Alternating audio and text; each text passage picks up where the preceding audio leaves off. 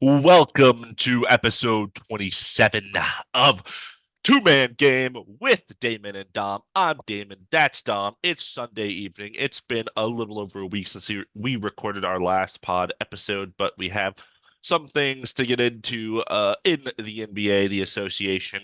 Before we continue, please like, please comment, please subscribe, please give us 5 stars on Spotify if you're listening there. Subscribe on the YouTube channel, comments, like I said, suggestions, anything like that. We are open to any and all interaction with our listeners. We love our listeners. The 4 or 5 of them that there are.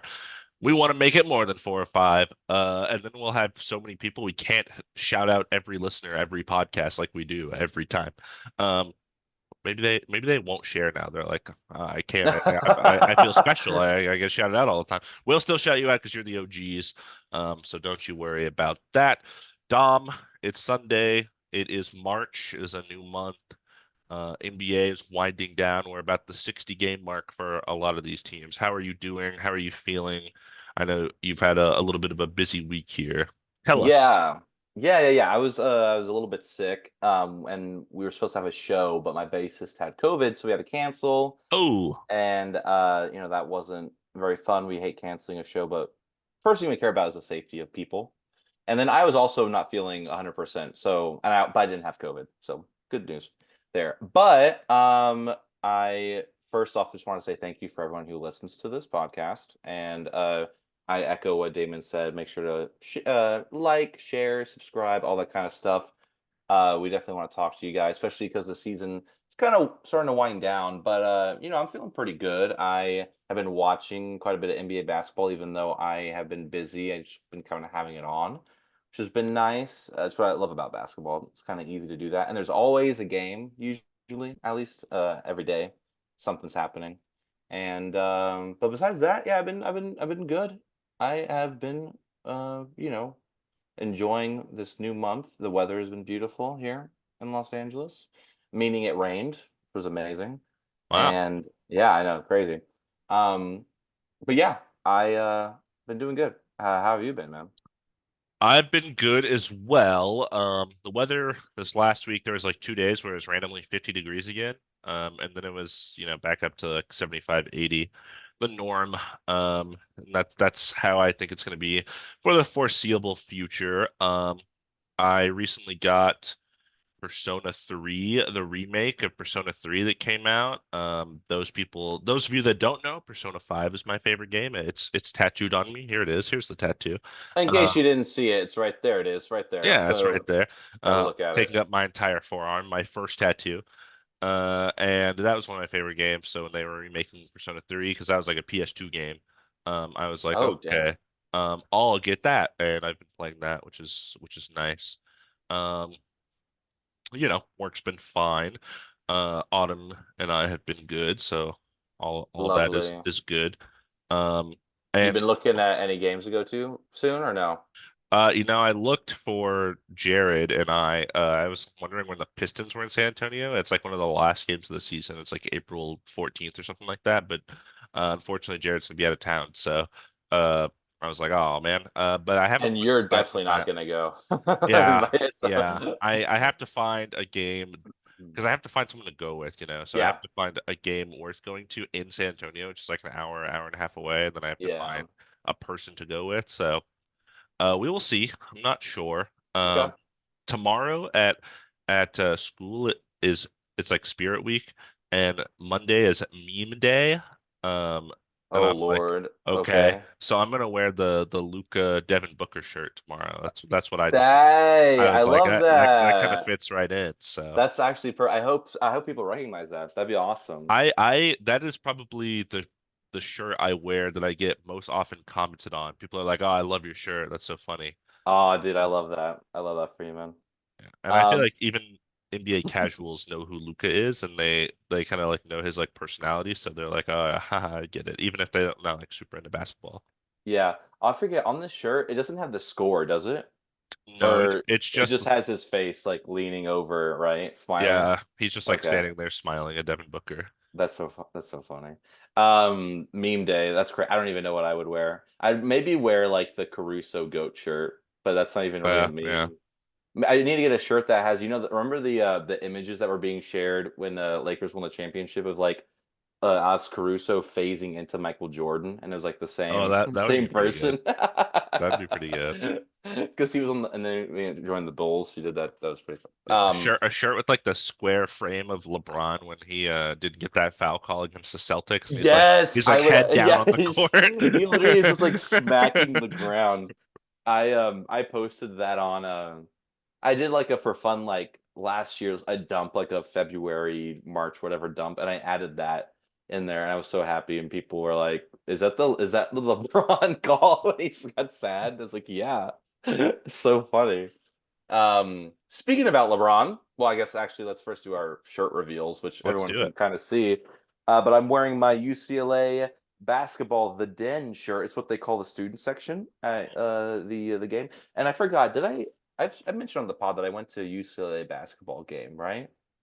Does that Uh, sound familiar? I don't remember. I Okay, don't well, I know. I did like 2 weeks ago. It was my first UCLA game, and it was pretty fun. It was against Colorado. UCLA won. Went with my coworkers, and that was a fun time. I still, you know what? I hear this is maybe something we can talk about since it is March, maybe next time or something. But I just don't enjoy college basketball as much as the NBA. I was there, and I was like, I don't like the two halves, honestly. The Like two two halves 20-minute is halves. weird. It's weird. Yeah. Like just do 4 10-minute quarters. I'd rather just have Yep. that.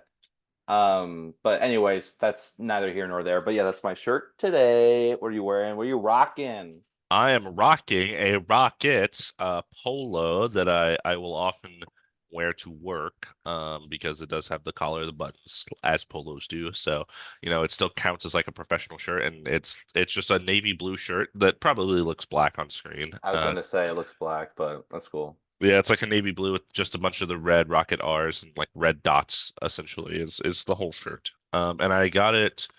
It was like a deal that the Rockets were doing where it was like this plus one of the jackets that I have, I think, for like a $60, something like that. So um I did it and I own I one. will Yeah. I will say out of all the places I've been, I think the Rockets have the best like merch deals. That's because they were so bad. Yeah, I but feel like I went to the Spurs game this year, and their stuff was yeah, not it was not like that. Like the it was cheapest not stuff like was that like either. Yeah. 35 bucks. It's like you can just have a shirt for like 20 25 bucks. Like, it's just like the most simple. It's like I could just, get something like that. And I mean, I don't will get me say started on Clippers and in Lakers. the Smoothie King Center for the Pelicans, it was similar. It was very expensive for everything.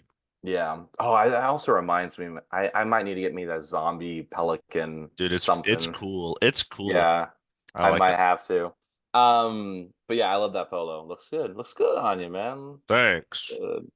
But yeah, so let's just dive into these updates, shall we? Lakers, Rockets update. Let's tell me about the mighty 10 seeded Los Angeles Lakers. We're on the up and up. Uh, Sort of, kind, not really. LeBron became the LeBron. first player to ever reach 40,000 career points, which is pretty cool. Nuts.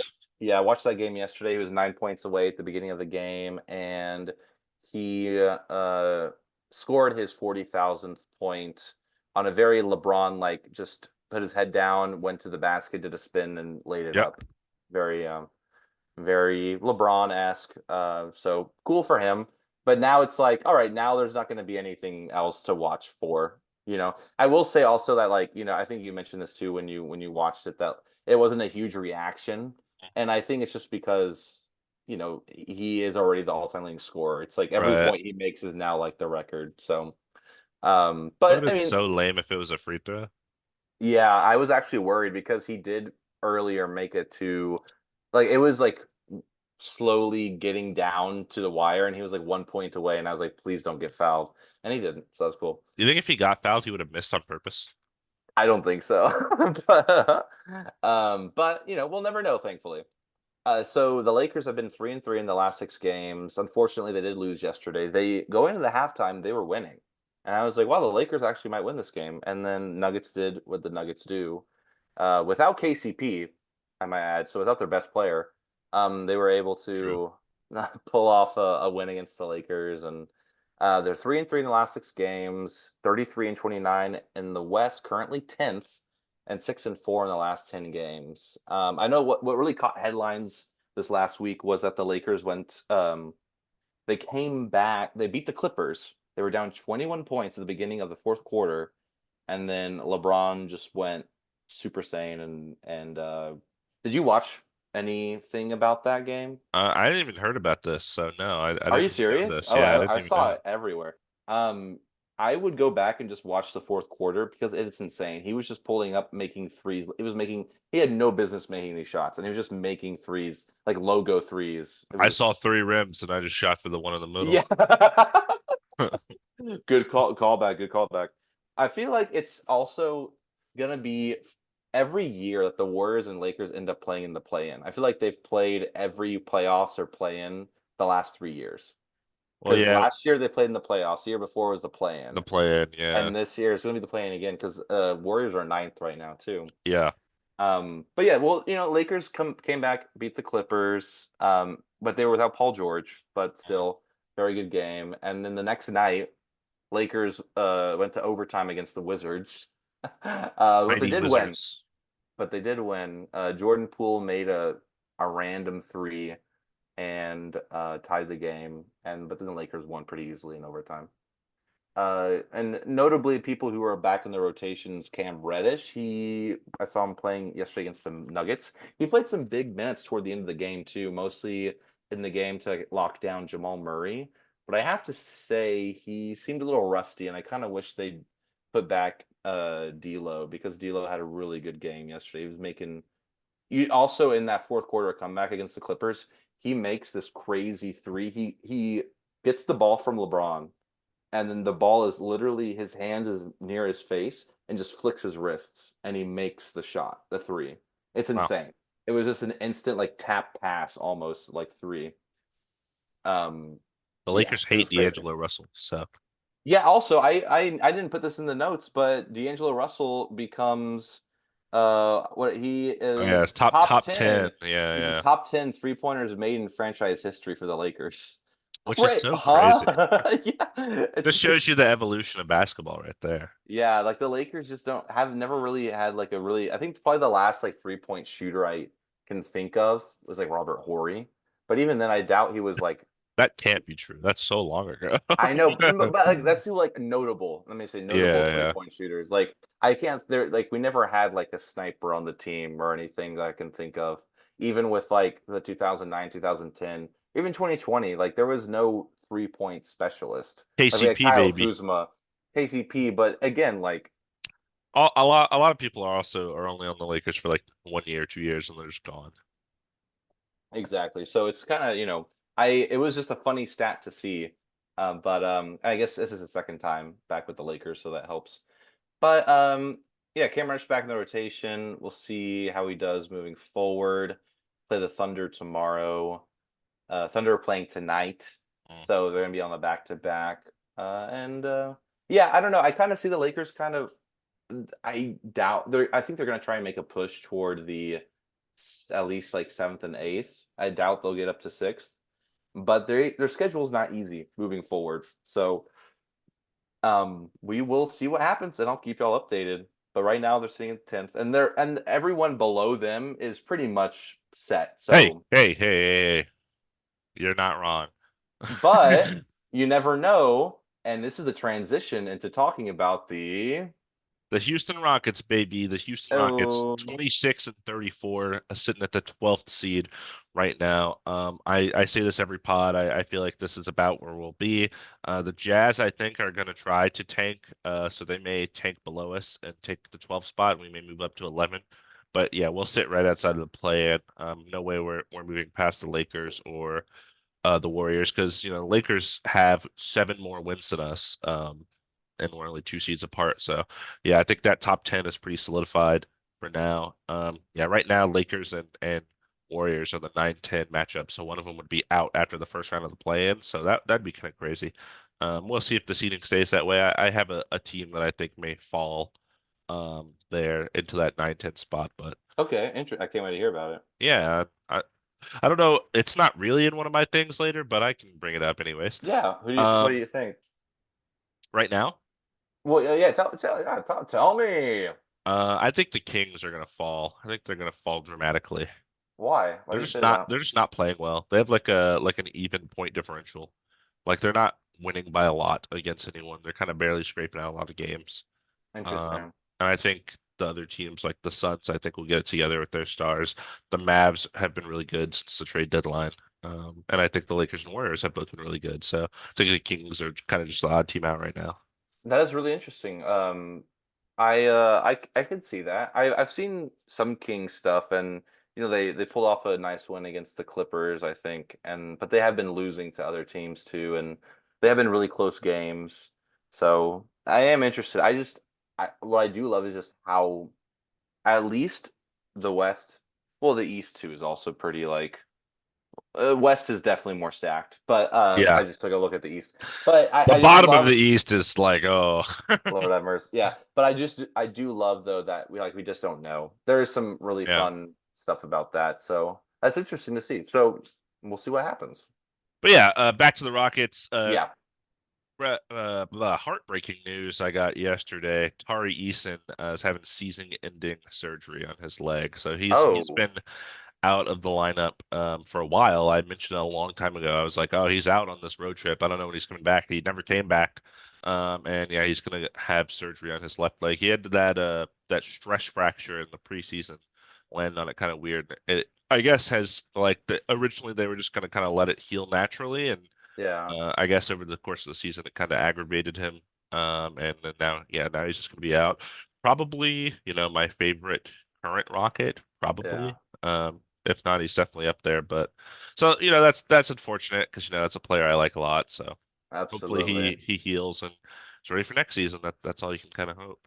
Yeah, that is very unfortunate, but hopefully, I think that what a good silver lining out of this is he'll be ready for next season. And then another good silver lining is that other players get more minutes. Amen Thompson, Cam Whitmore. Yeah. Oh, yeah. Um, yeah. And remind me, Jay Sean Tate is still there, right? He is still a Rocket. Yeah. Okay. I don't know why. I think I dreamed that he got traded to like the Grizzlies or something. I don't know. I feel like I had a dream about that recently. So I'm just making, Interesting. now I'm just straight up talking about my dreams on the podcast, but I just wanted to make sure I haven't checked in a bit. Back Um, to reality. Um, yeah. But yeah, okay, that's unfortunate, but he'll be back next season. Better than ever, I'm sure. Yeah, and then we have an update on the protest from the Knicks, that foul call on Aaron Holiday's shot from Jalen Brunson, where we got free throws to win the game that I thought wasn't a foul in the moment. I think I misspoke about it too originally on the pod. I like misremembered it and then I misspoke about it. But yeah, it was a shot attempt at the end of the game. Yeah. That wasn't a foul, but the refs called it a foul. So it was denied by the NBA. Basically, the NBA said like the Knicks had to provide evidence that the rules were not correct, and the NBA admitted basically it was an error in the ref judgment. So it wasn't against the rules; it was like the ref's fault rather than like the rules weren't being followed accordingly. It was just like a lapse in judgment, and that's not enough for the protest, basically. So they said nope. But then we had the one game where against the Pistons where they like bulldozed Asar Thompson after he stole the ball and no one called a foul and they won that game. So it's like Dude, that was crazy. that was definitely a foul. So That was so insane. I remember watching that highlight and like I remember reading the comments before I watched the highlights of the game. And it was just so much. I was like, I can't wait to see this. And I just could not believe it. That was crazy. And I'm pretty sure Monty Williams brought it up in his presser. He'll probably get fined. It's crazy because it's so that is so crazy to me that you can't just be like, yeah, my player got fouled. Okay, $35,000. Like Anthony Edwards, I'll take the fine. We like, yeah, he's like, you gotta have to like just say it. Monty Williams But is making that coach money though. So yeah, he sure is. Anyways, okay, so I kind of agree with the NBA though. I think things like that happen all the time, and and they gave it back you to him you want me to give it back to him. with the Pistons game. Oh, with the Pistons, yeah, yeah. It's like, what if you like do more research? It's the same referees. It's like we tried our best. It was the Pistons. Like you should have won anyways. He should have won anyways, yeah. Yeah. Um, interesting. Yeah.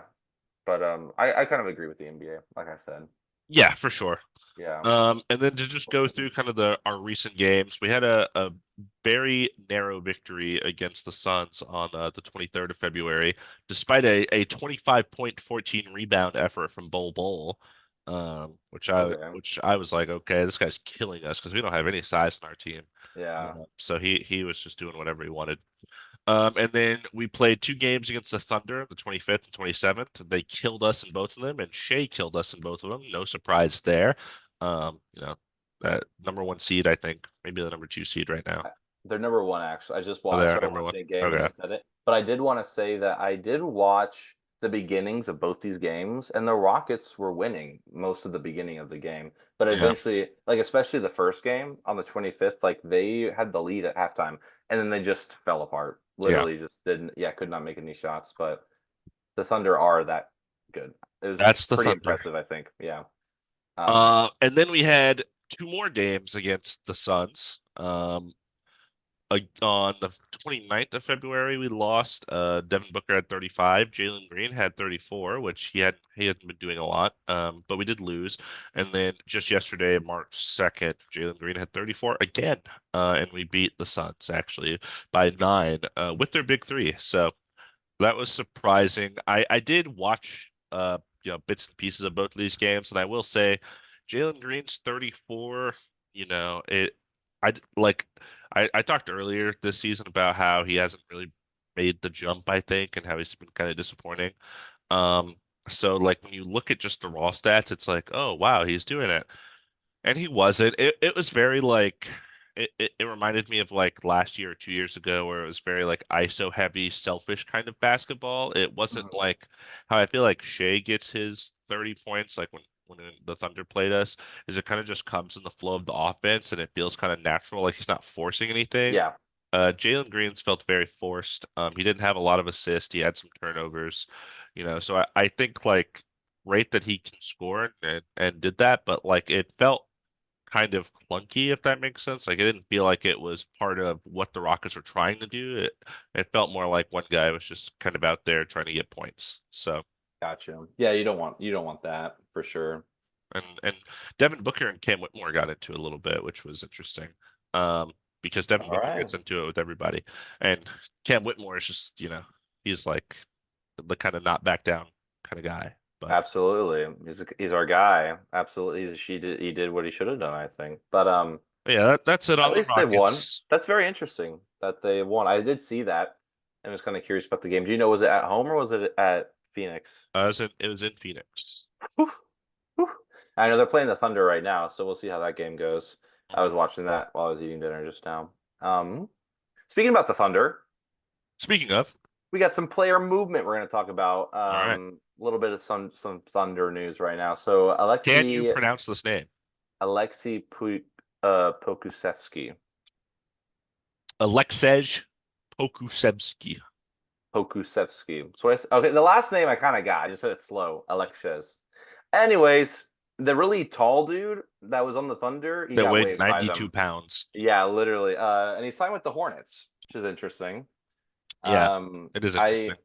Yeah, so we'll see what happens with him. I was a little surprised. I guess they wanted to make roster spots. This was after the Gordon Hayward trade, right?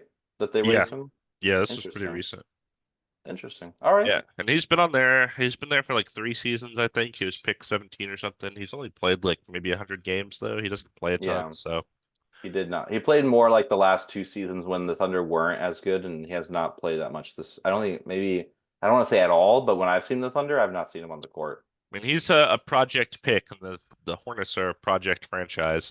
They just waived a bunch of people that failed too, so Yeah. So we'll see. good for them. Yeah, and also relating to Thunder news, you want me to I'll is just that Mike Muscala was bought out by the Pistons and he's gonna sign with the Thunder for the remainder of the season, and he was with them from 2019 to 2023, which I remember. Yeah. Um, One of the few things I remember about recent basketball history, but It's interesting because he was on the Thunder and then they were good, and then he was on the Celtics, I think, and then yeah, he was on the Wizards, and then he was on the Pistons, and now he's back on the Thunder. Like 1 year, he went to 4 different teams, which is crazy. That's absolutely insane. I would hate to be his family. It's like, where are we living? Mike, what is happening? Mike, you went to Boston, you went to DC, then Detroit. What is happening? I think it's Like interesting because the Thunder, they signed a center. I can't remember who it was. We talked about it like 2 pods ago. They signed like a Derek backup center. Favors, right? No, they Yeah, signed no, Biombo. They had Bismack Biyombo, yeah, yes. okay, that's who you're thinking about. Who's Okay. more of a rim running center. But Mike Muscala kind of fits the Chet molds, not with defense, but with he's a floor spacing Stretch. 3-point Yeah. shooting center. So that's interesting if they need to rest Chet but still have the 5 out kind of thing that they Yeah. like to run. Uh, But there's an it, option there. can Mike Muscala, is he a good rebounder though? Or no, not I mean, really. he's tall.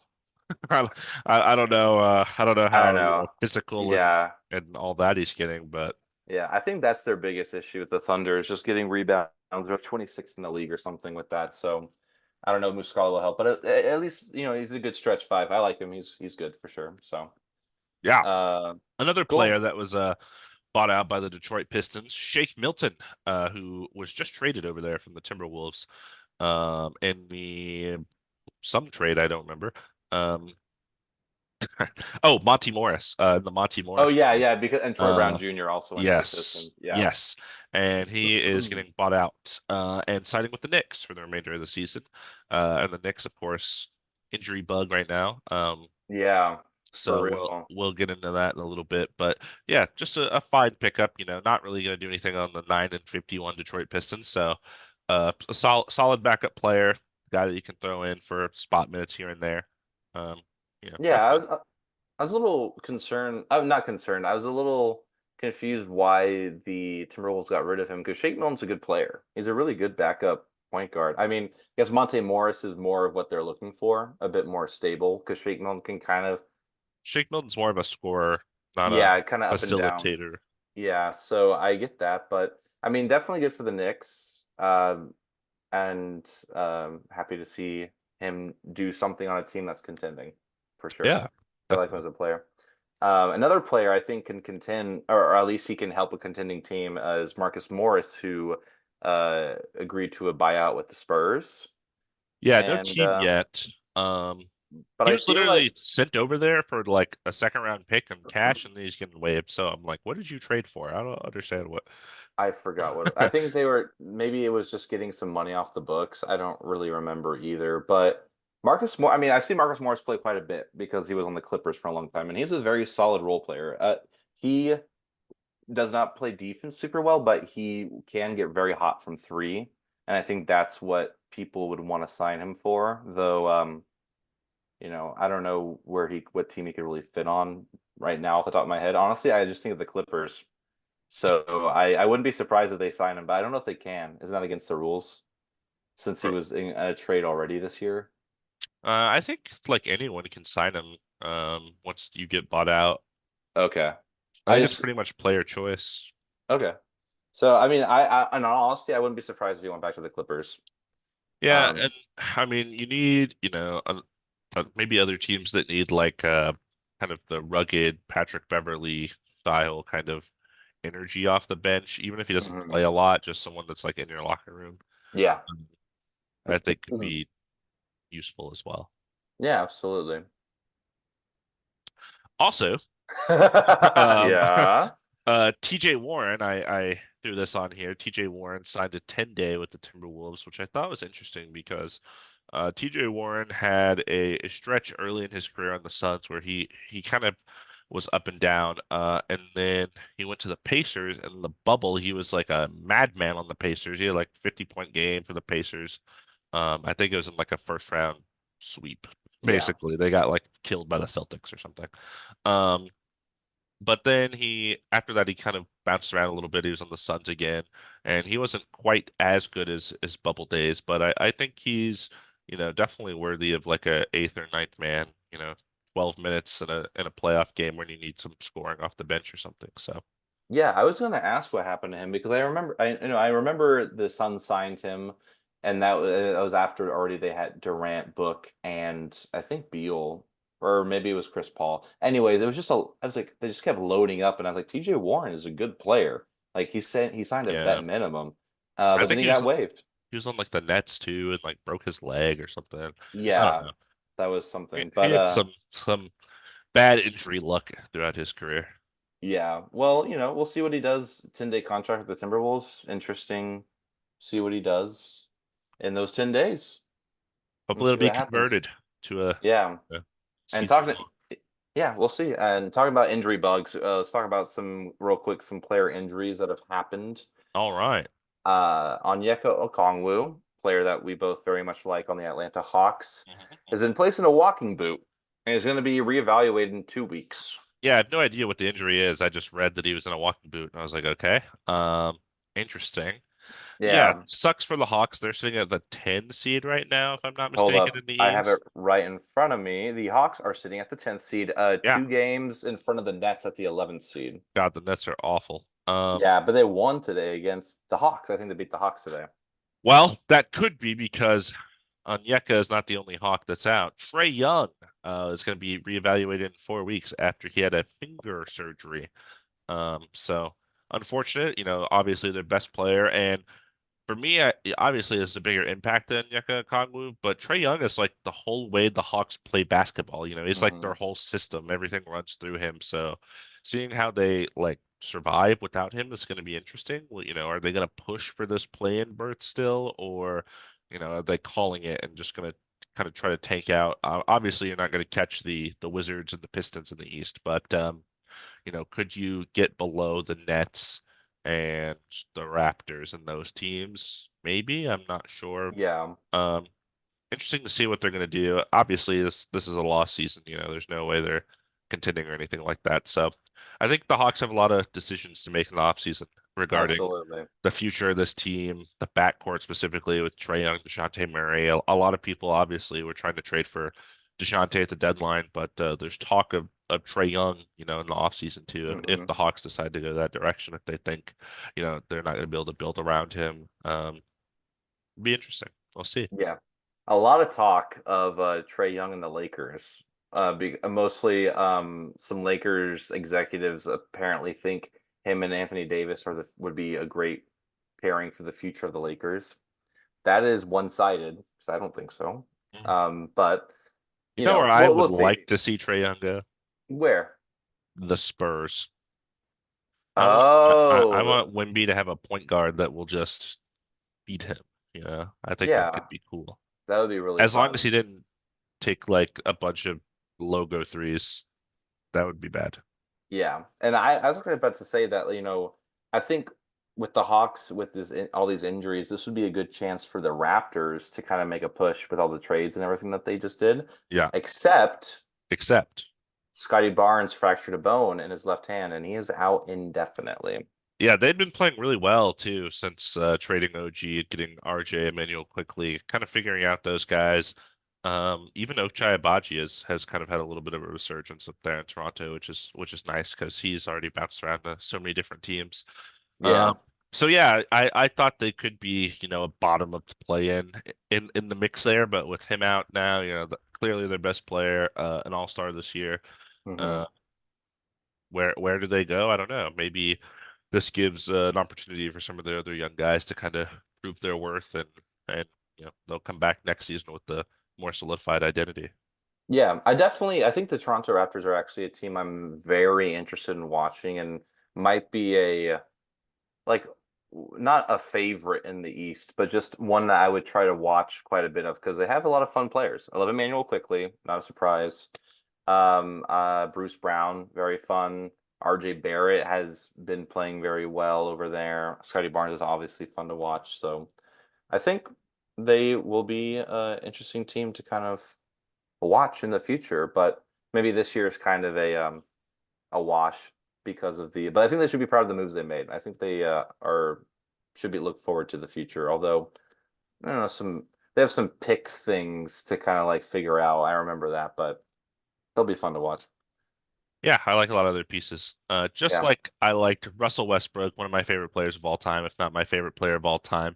I got many jerseys in the back of me behind me, Russell Westbrook jerseys. If you haven't seen them, I got more stashed in my closet. Funnily enough, also fractured a bone in his left hand, just like Scotty Barnes, and is So also out crazy. indefinitely. And he had been struggling the last month or so off the bench for the Clippers. He had a pretty good season up until, like I said, about a month ago. Um, he started doing the Russell Westbrook things that people hate, of like taking mid-range jumpers that he shouldn't take, and kind of turning the ball over carelessly, and doing some of the stuff that I think a lot of people have been put off by throughout his career. Um, but hopefully he can get back in time for their playoff run, and contribute in a positive manner. Absolutely, yeah. It definitely, at least if Westbrook isn't playing to his, playing the best basketball or to his strengths, at least you're not paying him like an exorbitant amount of money, and at least you know for sure he's going to be moving the offense, running the fast break up and down the court. I mean, so now they need a ball handler if Paul George isn't in, Harden or Kawhi. I mean, they might have to give more minutes to Bones It's Highland. Bones time. It's Yeah, Bones and he's time. young and he's a little bit more, if Russell Westbrook can be a little bit careless with the ball, Bones Highland can be a lot more careless with the ball. So it's very interesting to see what they will do with that, especially because I know for sure the Clippers want to really make a big push this year. Yeah, In the especially with the new stadium and everything next year. Like they want to this to be a good last season in right. the crypto staples, whatever you want to call it. It'll Um, it'll still be Lakers home games when the Lakers play Ed into it. yeah, no, it's actually crazy. With the with even earlier with the Clippers Lakers game, that was technically a Lakers away game, Mhm. and the whole crowd was rooting for the Lakers. Yep. There was no Clippers. So sad. Uh, yeah, it's just how do you expect? I mean, actually, I was watching something recently too. The same thing that happens here in LA also happens in New York with the Brooklyn Oh, Nets. absolutely. Yeah, which I never thought about as much because I guess I've never even been in New York, so it's not something I think about. I know the Knicks play Madison Square Garden, right? So like that's the mecca of basketball, but crazy that like the Nets don't get the respect that It'd they really suck if the Clippers match up with the Lakers ever in the playoffs too, because then it's like yeah, even our home court advantage is actually a lie. it's lost. Yeah, absolutely. Um, And talking about talking about the Knicks and the Nets, I just watched this game a little bit earlier. I didn't watch the whole game, but it was Knicks and Cavaliers. Jalen Brunson went out in the first minute with a left knee injury, and it wasn't very clear what happened. And we'll check back in. Hopefully, we'll find out soon that hopefully it's not, he's not going to be out for a long time because there's already a lot of players who are out for a long time. So we shall see what Yeah, he happens. took like a jump shot fading and Yeah. landed just on his foot wrong and Yeah. started limping immediately. So the worst case scenario, of course, is like a ACL tear or something like that. I feel like is often when people do a limp like that. Hopefully it's not that, like you mentioned Yeah. there, they already have Randall out, they already have OG out. And the Knicks were having a really nice season. So, we don't want it to be lost to injury. That would be unfortunate. So, But you know it's crazy? The Knicks won. oh yeah, Yeah, Dante DiVincenzo, 28 points. And classic. Josh Hart had a triple double. Classic. And I think Isaiah Hardenstein had like 13 points and 19 rebounds. Crazy.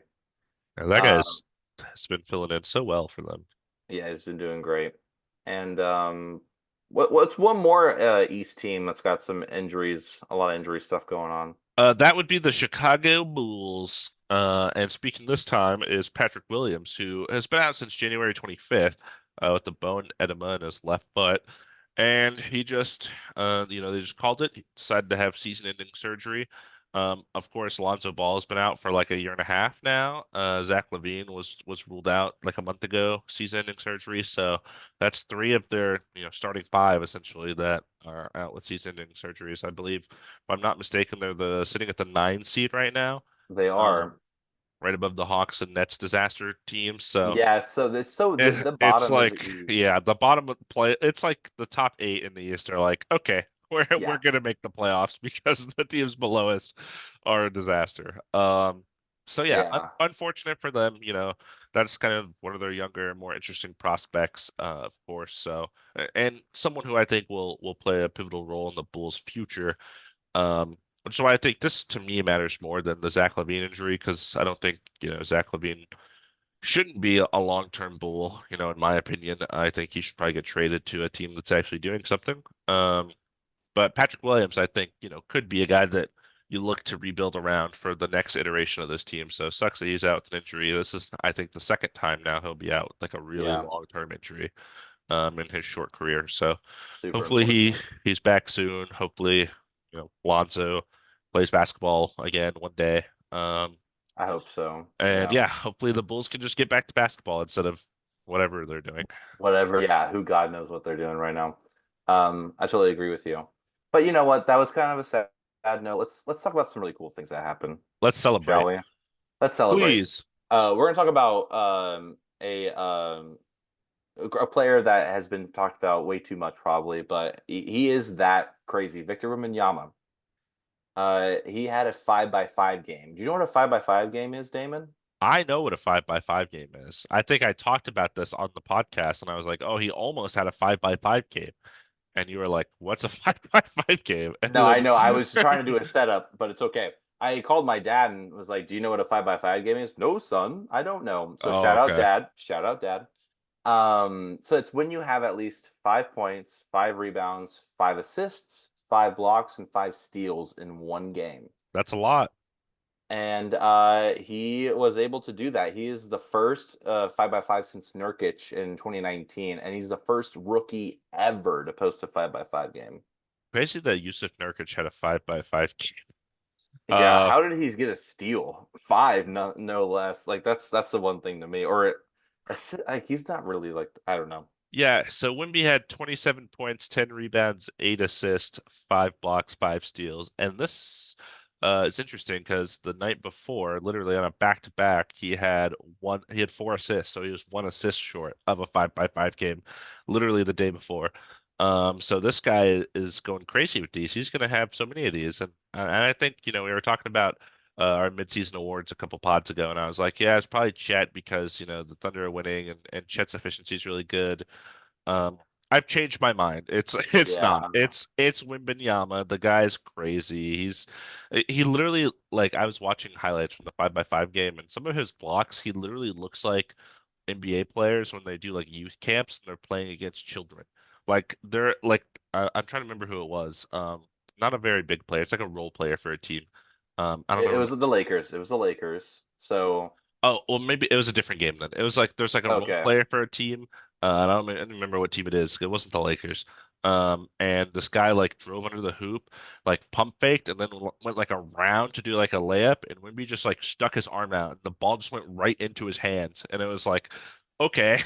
I know Um, the player you're talking about. I feel like he's done it a few times this year, but I can't remember like who he did it to it just either. looks like he But doesn't even try. He's just like, yeah, I'm gonna block it's that. just like there's I'm gonna put my arms out and it's like a magnet. It'll hit the ball somehow. But But yeah, it's crazy, isn't it? he does look like he wants to win, which I like. I know the Spurs are not a great team. They have like 13 wins this season, but he's out there trying and like it seems like he actually cares, which is good.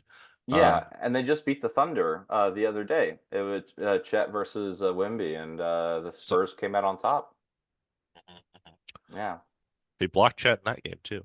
he sure did, effortlessly. Okay, not effortlessly, but Chet's pretty tall too. So Speaking of Chet, yeah, Chet is the first rookie and fourth player in NBA history with 150 blocks and 103 pointers in a season.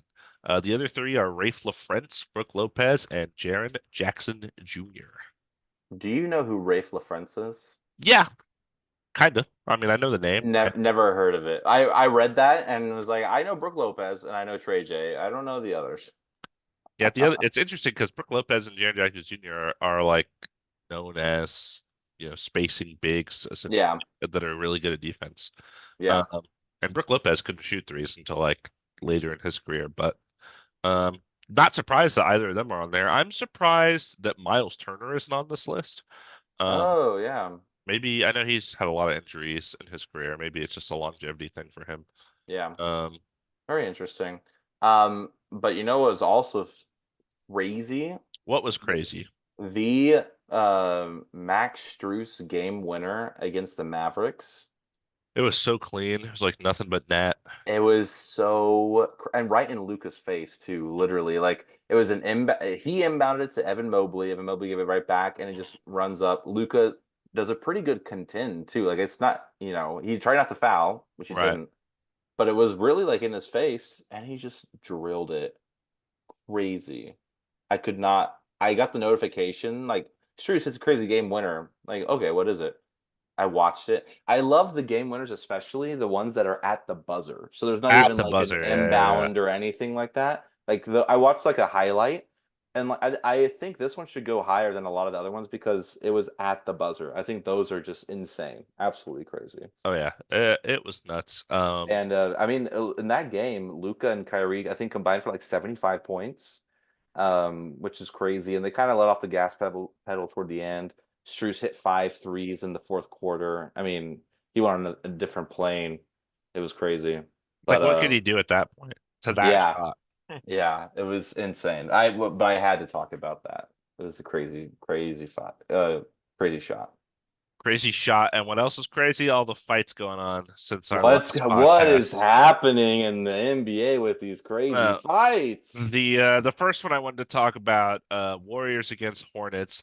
Lester Quinones, who is kind of a, very minimal player for the Yeah, Warriors. He doesn't get a lot of PT. But in this game, a game that the Warriors were winning by a lot in the last minutes. He was on the court because he's kind of a bench player, and that's his role. right. Um, he went for a layup with about 12 seconds left, and the game was clearly in the Warriors' hands. Miles Bridges ended up getting a goaltending trying to block the layup.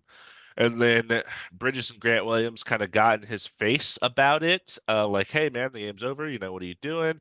And then Quinones just got right back in their face. It was a very clear clip that I saw. First of all, like Lester Quinones and Grant Williams are like forehead to forehead, like their foreheads are touching. You can see their lips moving, like they're like, "Blah, blah, blah, blah," and it looks so silly. And then they get pulled apart, and as they're getting pulled apart, you can see Lester Quinones just go, "You a bitch." It's like really silly. And it's just, it continues the theme of everyone disliking Grant Williams, which is kind of funny. Also, I believe Quinones went to Memphis and Grant Williams went to UT, or maybe that's flipped. I don't remember. Um, Oh, okay. but there's like a rivalry there between those schools in the college sheet, so that's kind of interesting, I guess. Um, Obviously, both of them were ejected. There were 12 seconds left, so it didn't really matter. Yeah. And the game was already over. But I don't, as far as I know, there was no suspensions, fines, anything like that. So it was just Yeah. kind of funny. It's a very interesting unwritten rule in the NBA, right? Like if your team is up and there's no chance of you winning with, less than 24 seconds, especially if like I know in this instance the shot clock it was like 30 seconds and then it was shot clock of 24 seconds. So Right. they didn't want the turnover, so that's why like Quinones took the shot. He was because he wasn't really trying, and then he saw it was going down, like he just kind of threw it up. And Miles Bridges came over and did a goaltending. Um, I how do you feel about that unwritten rule? I'm curious. Here's how I feel about it. Well, I will say for context, I believe shot clock violations are marked as a team turnover rather than an individual turnover for whoever has the ball. So just context there. Yeah, But yeah, I think it's a dumb unwritten rule. I think that as long as the time is ticking, the game is on, and you can do yeah, whatever you should. Especially in a case like this with Quinones, who doesn't normally get minutes. Like that's their time. That's when they play. That's all they get on the NBA stage.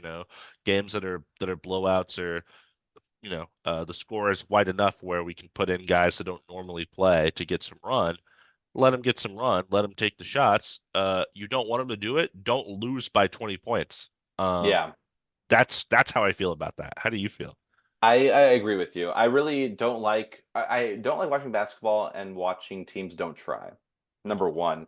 And yeah, when the game is I think it's a little bit more excusable when it's like less than 10 seconds and you're up by 20 and you're the winning team and you have the ball and you just kind of inbound it and then just kind of like wait for the time to run out. I'm like, okay, I get it. But before the shot clock violations out and everything, play the game like you're supposed to. I mean, Yeah. I agree with you. This is your one chance to kind of. And I think there is a very interesting thing too. Like when you inbound the ball, if you kind of look like you there's like a fire under you and you dribble, then they will play defense. But if you Yeah. just kind of like lazily bounce it, they're like, okay, he's not going to do it. Which is, I think, why they may have taken offense is because the Warriors were lazily bouncing the ball around, and then he took a shot, which is like, hey, like I thought this we in this Right. unwritten rule, like you weren't going to do that because you're just lazily bouncing it. So, um, yeah, a little bit ridiculous, especially because well, it's also funny because Grant Williams, like if you watch the clip, he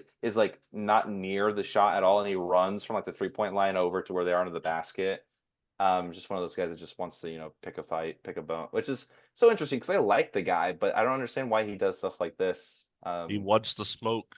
Yeah, I guess he does. But talking about smoke and fights, one more scuffle that kind of happened. Heat and Pelicans. This one resulted in suspensions.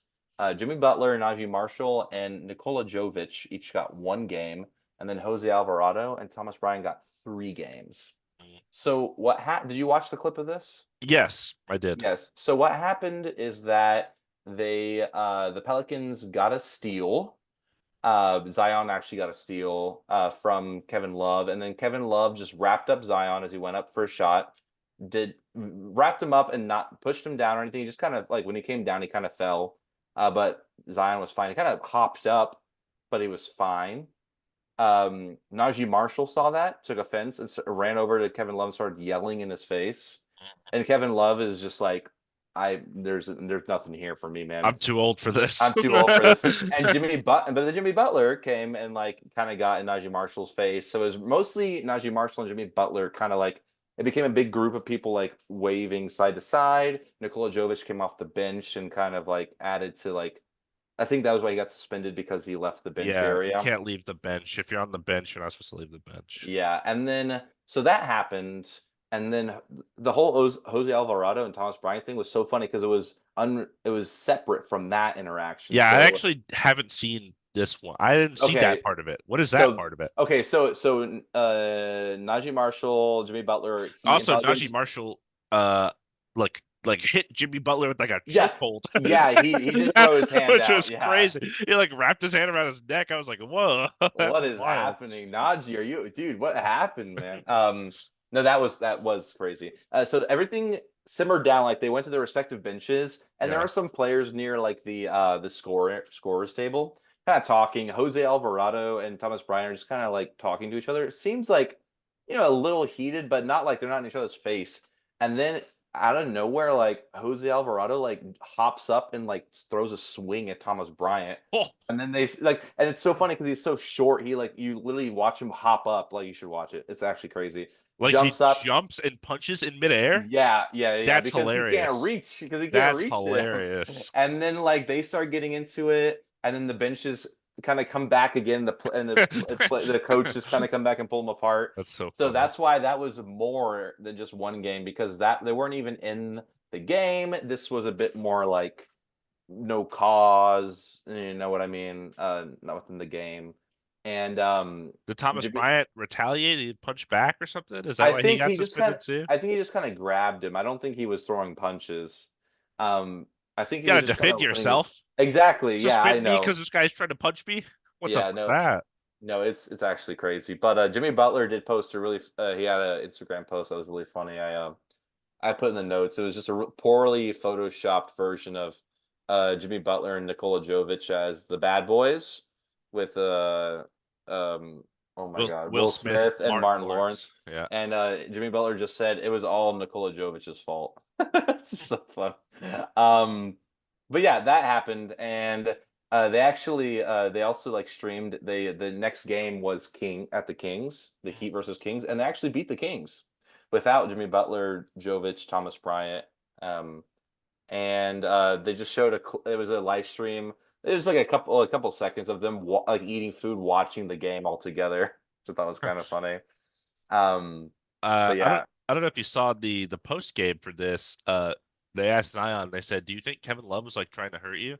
And Zion was like, No, I didn't have a problem at all. I was fine. Like he said, if anything, he actually probably stopped me from getting hurt with the way he wrapped me up and kind of like let me safely land whereas I may have not safely landed. So he was like, he didn't do anything wrong. So the whole fight was for nothing.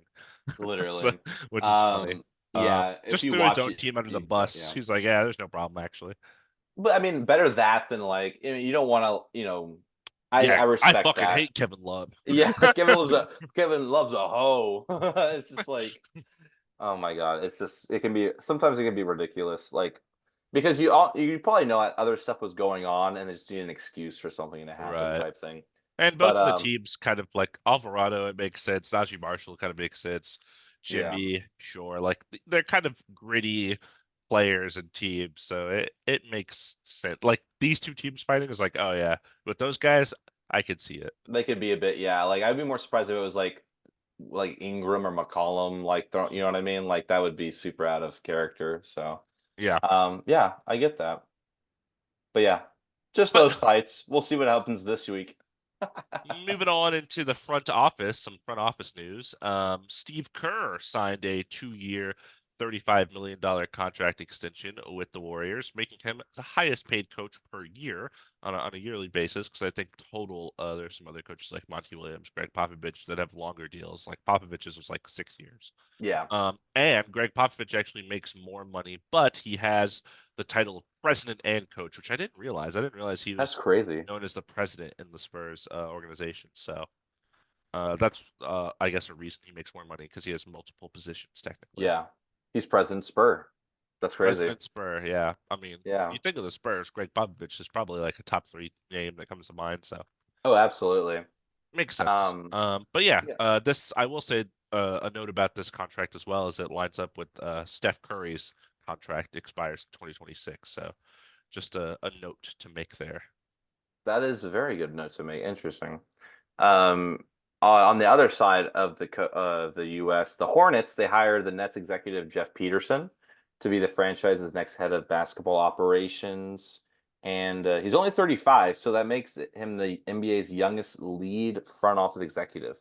Yeah, 35 is young. That's crazy. and I will say, just for context of how things usually go in professional sports, Jeff Peterson is black man, which you love to see because you don't have a lot of Nice. black front office executives in any sport, Yeah, um, really it's in so weird. America. Yeah. So that is cool to see because it's typically it's old white guys. So Yeah.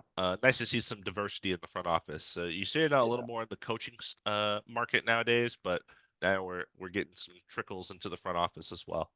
Yeah, absolutely. And also that he's young, which is also nice. Like I Yeah. feel like I'm sure he's very experienced even at 35. So yeah, I wish him the best. I hope he kind of gets things moving along with the Hornets.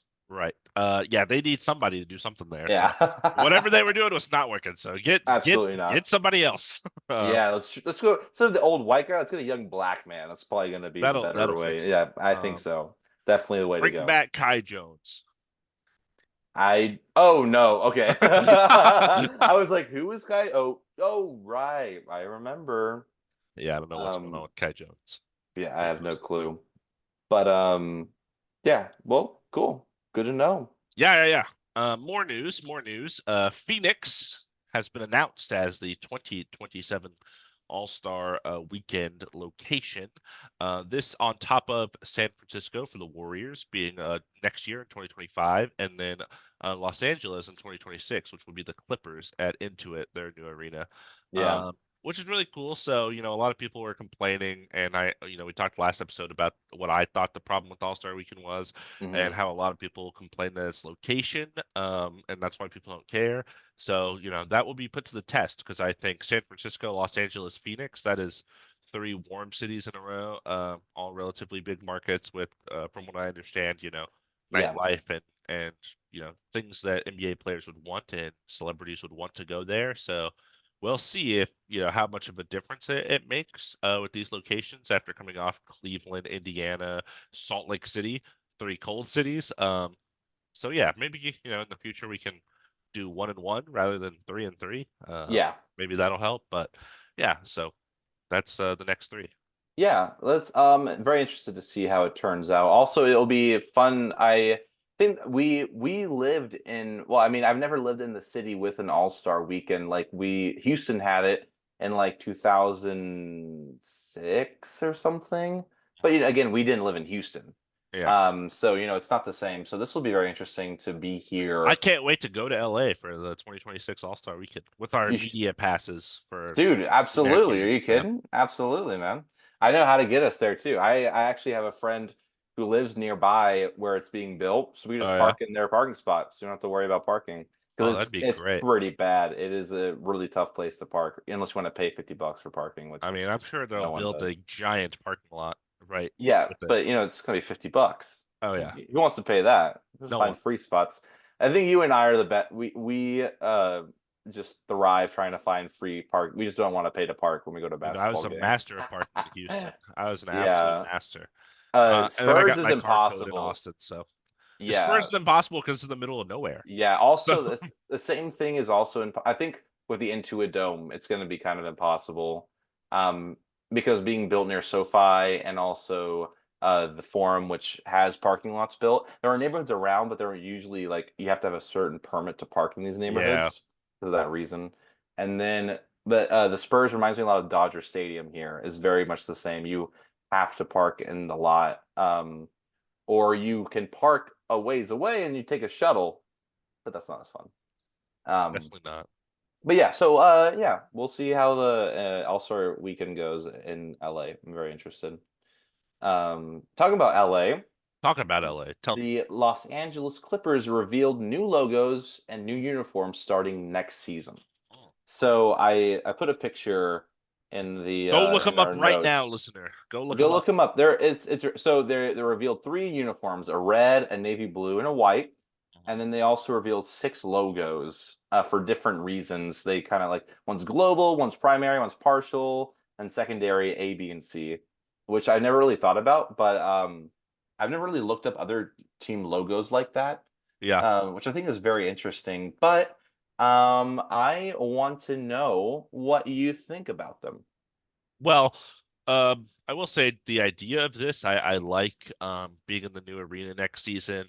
I think it's smart to kind of have a rebrand to go with that. You know, you have like your own new identity with the new Yeah. arena, kind of like really brings it all together in my image. And I think to be honest, compared to the current Clippers getup, I like this. I think it's nice looking. I think my favorite thing is the font. The font of Los Angeles and Clippers on the jerseys, I think is really clean looking. Um I think the color pattern is it's pretty similar to their current. It's Yeah. red, blue, and white, and obviously the Clippers wear black uniforms right now too. Um, but I think this is a little more like vibrant and like it's not as stale as I feel like maybe the Clippers uniforms right now when I watch them play. Um, I will say, what looking at this uniform, looking at like my polo that's navy and red for my Rockets, I'm like, okay, that's kind of similar. And I think about the Pistons and I'm like, oh, it's kind of similar to that too. So it's a little similar to some other teams. I think that maybe the navy is a little different than like Pistons blue. Maybe the red's different than Rockets red, but I like the color scheme. I like the font.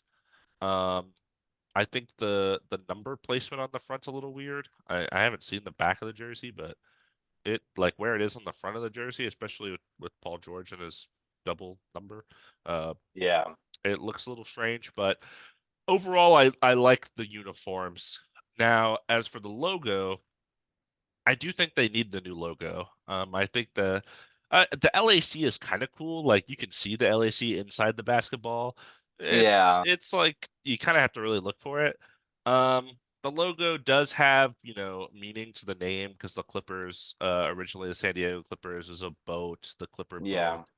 Um, the problem is that with their logo is that it looks like a cruise ship.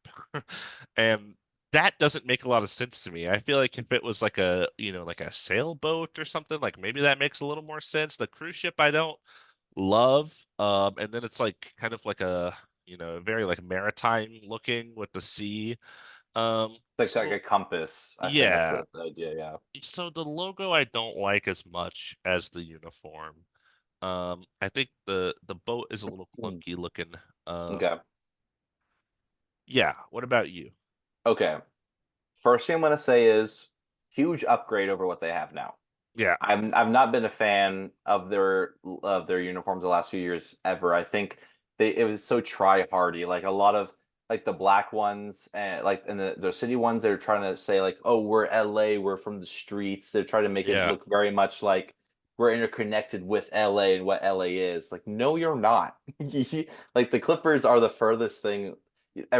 People think of the Rams before they think of the Clippers, and the Rams haven't even been here that long in recent history, you know? So Right. um I like the color scheme, but I agree with you. Like red, navy blue, and white. A lot of teams kind of have schemes in this color, but they're keeping the color true. Like they're not changing they're not doing a whole revamp, whole style change, which is good. I do like the font.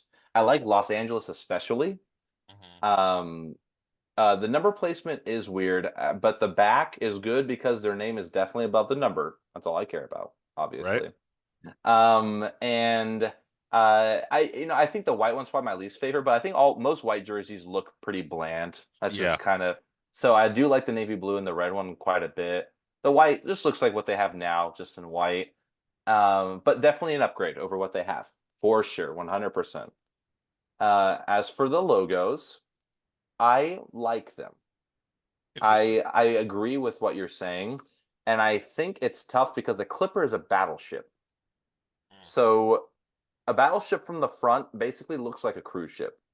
And the thing is, you could probably do a profile of a battleship, but then you Then your probably don't logo want is it to look so wide. so. And Yeah. also, you don't want it to look like violent, like we're gonna like shoot people from our battleship. So, in all honesty, I will take this logo over the one they have now. But I do not like the partial logo. The partial logo is just a C with like these compass. It doesn't look like I don't know that's for a team or sports or Yeah. anything. That one looks bad. I don't like That's that one like at all. I noticed. So actually, the game, the I think it was Lakers Clippers game, or possibly the one before. Paul George, who wasn't playing, came into the arena wearing like new Clippers gear. So he was wearing like a hat with that C on it, and and before I knew it was the new Clippers because they announced it the next day. Um, I was like, that looks terrible. Whatever that C, whatever that hat is, that looks really stupid. And then they announced the next day is the new Clippers logos. I was like, ooh, okay. Ugh, Yucky. I will also say, like, I do miss like I think maybe because we grew up in that era, like the late '90s, early 2000s logos that are just like kind of cartoony. Like I think of like the Pistons with like the horse and Dude, the the Pistons engine. horse was such a good It's such logo. a good logo. Even like the old 76ers logo, it's kind of big, has like a kind of a like a flag. That's kind of gold, has a big 76 kind of bubble letters, and it has Yeah. very big like with Allen Iverson. Yeah. Yeah. The Rockets like rocket, The like Rocket logo is so the good. Raptors with the dino, like The like dinosaur was literally all good. all of Yeah. these are so iconic. And now all of the logos are so bland and a circle. Like I'm so Yeah. tired of all of these. Here's our basketball with our name in it. Yeah, I'm just like I'm sick of that. I remember there was actually recently, I think earlier this season, there was a sketch on like Jimmy Fallon where I don't know if you heard about this. They wrote like a song making fun of the Trailblazers logo because it's the only logo that doesn't look like a basketball. Because Oh, the really? Trailblazer logo has like it's Yeah. basically a Yeah. hurricane symbol, Yeah. and I saw that the Trailblazers made like a response video, but I was like, don't rip on it. It's cool because it's not a basketball. Yeah. So I wish they kind of just dived more into the ship thing and made it look less like a cruise ship, like you said. Because I think the first logo, the global logo that says Los Angeles and then Clippers below it with the ship and the sea in the middle, I think that's the cleanest looking one. I also really like the LA script, the secondary A. Like Yeah. that LA looks pretty fresh. It looks cool. It also could be like, is this a Dodgers logo? Is this a like what logo is this? I don't know. Yeah, that it definitely is the kind of risk you're running with it. But I think at least kind of like the New York Yankees, like that NY Yeah. is like for sure the New York even though it's just NY, it could be New York anything. Yeah. It's the same kind of here, like LA Dodgers, like they have that very specific LA font.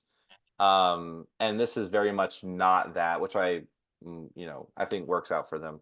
But I think this was a very good thing to do. Definitely a good rebrand. Yeah. That's my Yeah. final Maybe kind of if thought. they, instead of doing like the ship head on, maybe if they did like not sideways, because like you said, that might be too long. But what Yeah. about like a diagonal, like sticking through like 3D almost, you know? Oh, like it's coming at you. Yeah. That'd be like through. What if it busts through a basketball? That'd be Or that'd be kind like of. you take this Los Angeles Clippers thing, like you said, but you take the ship that's head on and you Oh, like turn it and then you tilt it. So it's like going up and to the yeah. right or something like through that instead of just at you. I don't know. Maybe something like I that. I don't know. that's already way better. I totally agree with you.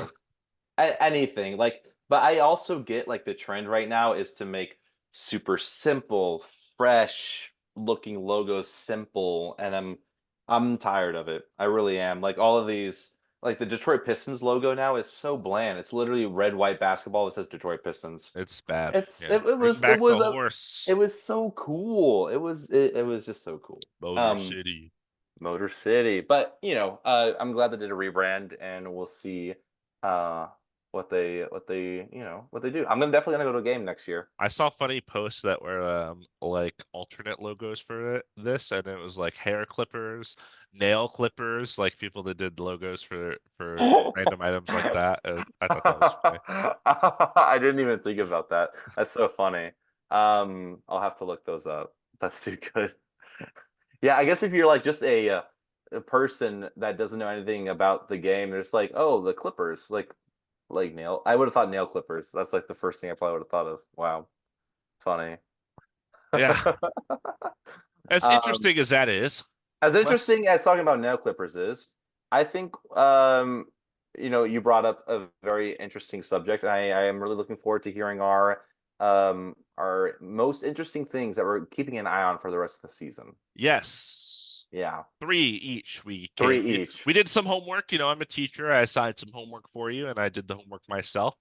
So yeah, we're gonna say three interesting kind of storylines that we're paying attention to Yeah, for the rest of the season. Originally, we had like teams or players, and then I texted Dom and said, "Look, I'm just thinking like broad kind of storylines I'm taking a look at that I think matter these last 20-25 games of the regular season and into the playoffs." So that is kind of what we're looking at here as we get to the end of the season. I think you and me are kind of both ready for the playoffs to start. Very yeah, excited to do our end of season awards, our playoff predictions. Our all NBA teams will be interesting this year now that it's positionless. I think it'll be a lot harder yeah. for us, and I think in our friendship in years past, that's been one of the most fun times of the year for me when we send each other our brackets. I Of remember the playoffs, at yeah, my that's so. my old school, we're taking star tests, and I was a hallway monitor, and I was just sitting there with a blank piece of paper, and I drew the brackets out to like put like who I was winning and how many games and stuff. So So I'm funny. excited for that around the corner. But until then, these are the things that we'll be looking forward to. Yeah. How about you lead us off? We'll each do one. You Okay, go first. Oh, and for the listener, we do not know what they are. we don't. We We don't. don't. And It's a surprise. I'm concerned if there is one that's the same. If we have the same, then I'll try to think of something similar. I have some things that I considered and didn't put on here that maybe I'll just throw Okay. out there. I didn't, so we'll see. Um, Mine might be more difficult, but we'll figure it out. We're gonna figure it so out together. for my very first one, this is the Yeah. thing that really came to my mind when I Okay. was thinking about this concept. So this is the first one I'll throw out there. Okay. And for me, that is who is going to be the second best team in the East. That is the broad topic. What I mean by that, of course, the Celtics are overwhelmingly the favorite in the East. They've Yeah. won like 11 straight, 12 straight. They're like 49 and 14 or 12 or something like they have an absurd record.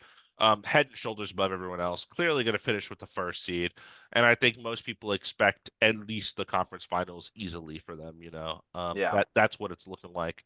So I see that, and I think, okay, who's going to meet them in the conference finals, though?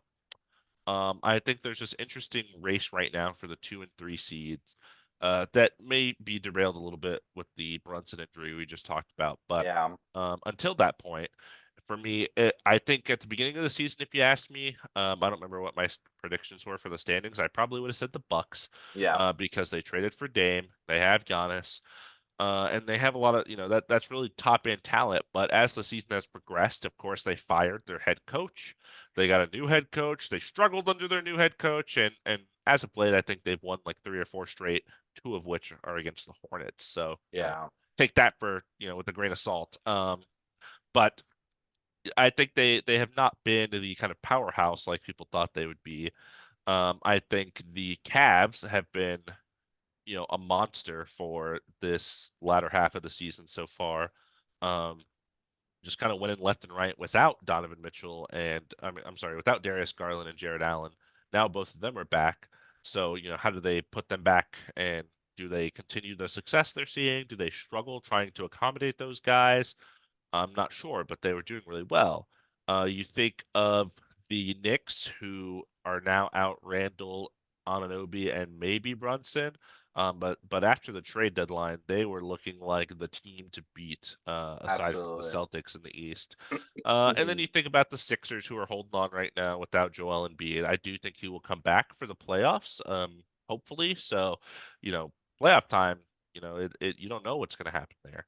Um, so I just thought, who in the East is going to kind of make their mark, put a stamp on the second half of the season here, and go into the playoffs, looking decent, and meet the Celtics in the conference finals. That is kind of the first storyline I think I'm going to be paying attention to, because originally I would have said it's the Bucks, no question, but with all the struggles they've had this year, and the rise of some of these other teams, Yeah. I'm just not sure who it will be. My first question to you is this. Well, I think that's a great thing to bring up. Thank you. And I am also looking forward to that. Thankfully, it's not one of the things I put. But I'm looking at the standings. So the Pacers right now are sitting at eighth. They're only 2 games behind the Knicks, Yeah. and the Knicks are at the fourth seed. That's, you know what I mean? Like And the Magic are sitting at the sixth. They could move up. The Heat could move up. the Like Heat, the Heat have been on a tear lately, and absolutely, they have. the Yeah, Heat, they're coming. They do this every yeah, year. They absolutely. and that's a team that, even the Celtics, the mighty Celtics. I don't know if they want to see the Heat in the first round, Yeah, or definitely even a the second team. round. So I think that's another team I didn't mention. But maybe it's them. Yeah, So it's so interesting. That's such a good thing to bring up. As much as the West has been kind of crazy, right? The East, like that middle, is interesting. I can't wait. And that game today was pretty important. If the Cavs won, they would have been the second seed, but they lost, so now they're still the third. So a lot of interesting things, a lot of moving parts in the East. Um, I didn't put mine in any particular order, but since we are talking about the East, sure, I'll this is the last one I thought of.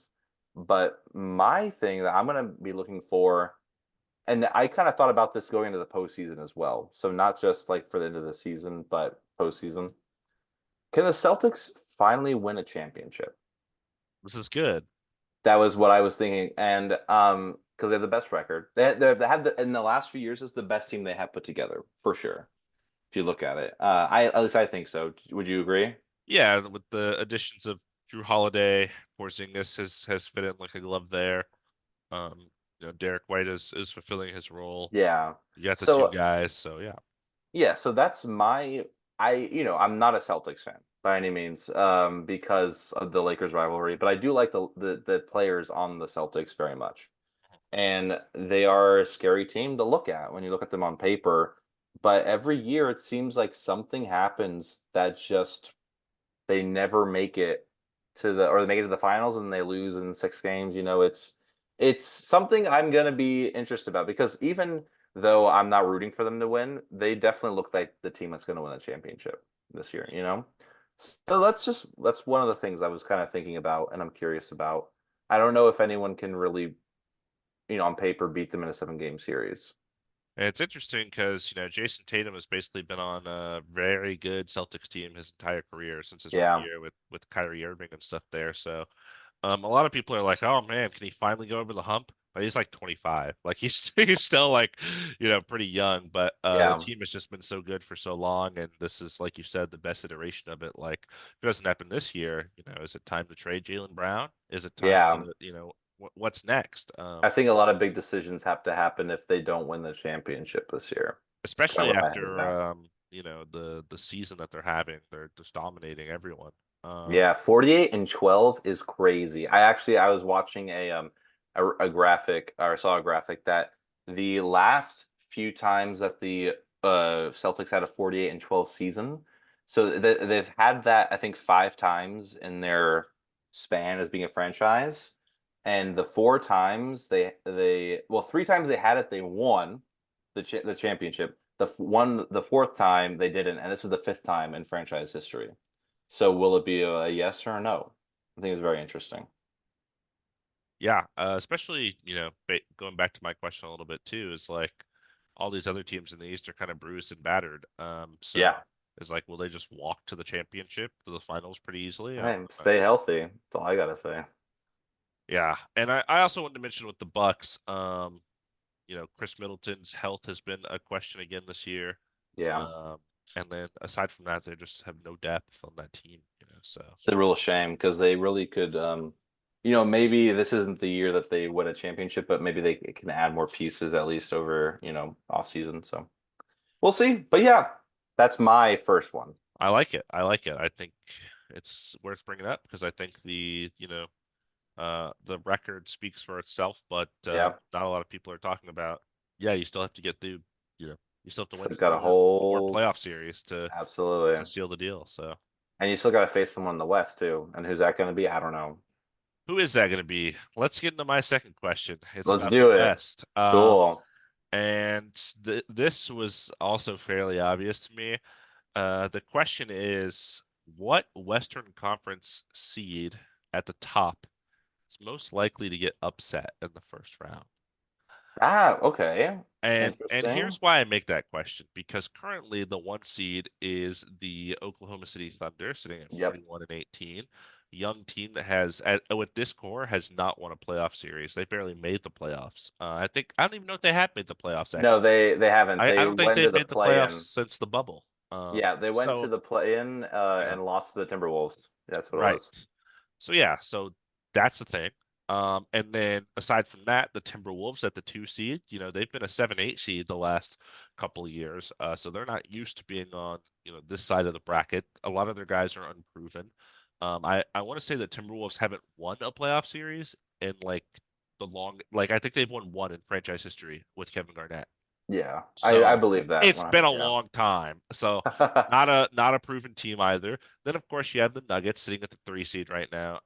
Championship team. They've been coasting for what seems like all year. Yeah. And then you have the Clippers, the last top team in the West right now. And I think they had a really hot streak with Harden, and they've kind of come down to earth lately. Um, but yeah, so which of these teams do I think have a chance to be upset? And I say that because you have teams like the Suns right now at the 6 seed, Kevin Durant, Booker, Beal. That is even for the Nuggets at the 3 seed right now. That's a tough matchup to draw in the first round. Uh, Absolutely. you have how good the Mavericks have been looking right now. They're sitting at the 8 seed. They have Luka, they have Kyrie. The additions of PJ Washington and Daniel Gafford have fit in very well for them, and they have been awesome. I think Luka is having an MVP like season. I know you had him as your MVP at the midseason point, so they're really good. And then even like the Lakers Warriors, if they slip into the playoffs at the 8 seed, like that's a tough draw for the number 1 seed, because both of those teams have been playing well lately, and And like playoff proven. regardless of Yeah. the seed, you don't want to play LeBron James or Steph Curry in the first round of the playoffs. You just don't. Yeah. Like you don't want that for your team. So I think, all of these teams at the top have had really good seasons, but the chance that any of them can be upset, I think, is real, maybe aside from the Nuggets because they did win the championship last year Yeah. and they are really good. Um so yeah, that's kind of what I'm thinking about. Like, are we gonna get the Thunder as the 1 seed getting upset by the 8 seed, or the Wolves getting upset as the 2 seed? I Those are love that. That's such a good question. And I want you to answer that question. Out of the top four, who do yeah. you see getting upset in the first round? Let's just say that. Like if any of the four. It's nothing about who they're going to be playing against, but let's just, like who do you think just might kind of not able to make it to the next round? Yeah, it's tough for me. It's definitely between the Thunder and the Timberwolves, because I think Okay. with the Nuggets championship pedigree, and then the Clippers, guys like Kawhi Leonard, Paul George, James Harden, who hasn't been the greatest playoff performer, but Yeah, those guys are veterans and I think will handle business. But right now they'd be drawing the Pelicans. It's like okay, um, but the Thunder and Timberwolves are pretty unproven. yeah, They're pretty young. I the instinctual answer of me wants to say the Thunder because they have so many young guys. Like Chet is a rookie, Jalen Williams is second year, Giddey is only like a third or fourth year. Um, but I don't know because I feel like with the Timberwolves, I feel like Anthony Edwards and Karl Anthony Towns can both be very inconsistent players, especially in a playoff setting. If they get matched up with the wrong opponent, they can kind of take advantage of their the way they play with the two big lineup. yeah, If they kind of space them out and kill them, kind of like how the Clippers did with against the Jazz when they had Rudy Gobert, um, when they came back on them. yeah. Terrence Mann. I don't know if you remember that. Terrence Mann just dominated them in that game seven. I do. So it's really tough between those two. I probably will still say the Thunder just because they're so much younger. Um, and I really like the way they've played this year. I think they've been really, really good. Yeah, Um, but when the playoffs come around and you can scheme against Shea specifically, and their lack of size actually is a little bit concerning when you think about it. In the postseason, you get a little more physical, a little more contacts allowed. Is Chet going to be able to hold up against, like say they draw the Kings? Is he going to be able to hold up against Sabonis' size? Things like that. yeah. I think I would lean the Thunder, um, but it Okay. definitely depends on the matchup. I think. I You good? Sorry, I had a cough real quick. I just don't want to cough directly into the mic, so I muted myself for a quick second. I'm gonna say the Clippers. So I just wanted to say that. I think they're gonna lose in the first round. Interesting. Yeah. Um, I don't have any hope for them. That's, is that's is basically this it. your logic speaking or is this your bias speaking? Both. It's both. It really is. I've seen the Clippers choke so many times, and I think they have this weird like hubris to them. Like I think the Thunder and Timberwolves will just be glad to be there. Yeah. And I think that we'll be playing with that, kind of mindset. The Nuggets are just a really good team. I love the team that they built, and it was built pretty organically. And they also won last year. Clippers seem still so like they have this like mentality of being better than everyone else, but they're really not, and they haven't really proven it. I think in a playoff setting, they haven't won a championship. You know what I mean, or just gone far enough. And Right. like the Timberwolves don't have that, Thunder don't have that, but they do. And I think it comes from like the players they have. So I just think that might come to bite them, maybe on the first round, but at some point. I just don't see them going far in the playoffs this year, basically. Gotcha. Um, Especially with Westbrook out, I gotta say, like that is a big blow, I think, to them. So my this what we just talked about kind of dips into what my one of my other things was. So I'm gonna just say it so we Yeah. can kind of discuss a little bit more. Oh, excuse me. It was gonna be the Oklahoma City Thunder and their lack of playoff experience. Yeah, yeah, yeah. That's basically, and as I agree with you that it is going to be whoever they draw, kind of a tough matchup. But regardless, I'm so happy that they will get the experience. I think that's kind of where my head is at about that, and I think you touched on that as well. And I think really they should be looking forward.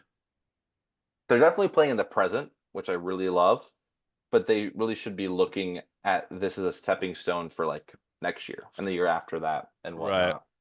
whatnot. But I will be watching it closely, and I just have since I've been watching basketball again, it's nice to see the Oklahoma City Thunder.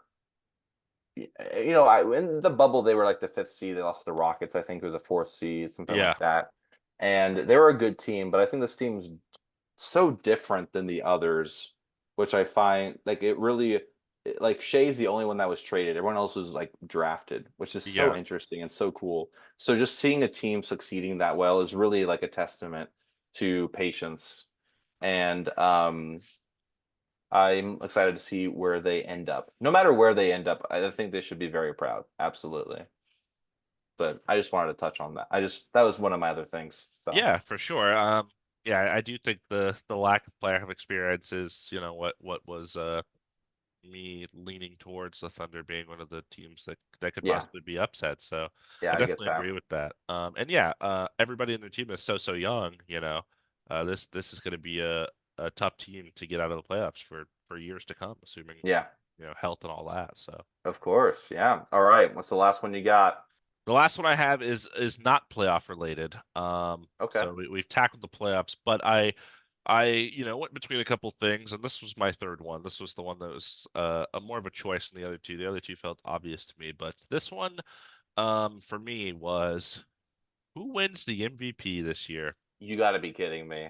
Is that your third one? Yeah, basically. Yeah, Um, and the reason I had it is because I feel like the last maybe 5, 6 years, it has been very obvious that the top two, maybe three guys are, and typically who was going to win. I feel like at this point in the season, I knew last year like Embiid is going to get his MVP, and the yeah, years prior, I was like, yeah, Jokic is probably going to get these MVPs. And this year it was going to be that it was looking like an Embiid repeat until yeah, his unfortunate injury, and since then it's been kind of back and forth between some guys. I think right now Jokic is probably the favorite for most voters, um, with Denver kind of surging up the standings, and he we touched on his a couple of times this season. We touched on the crazy field goal efficiency he had. We touched on the crazy. like you know 30, 15, and 15 that he had like a couple of weeks ago or whatever. So he's kind of been going crazy. I think some people will also bring up SGA just because the Thunder are the one seed, and he's been really good, averaging 30 plus points on really good efficiency all year.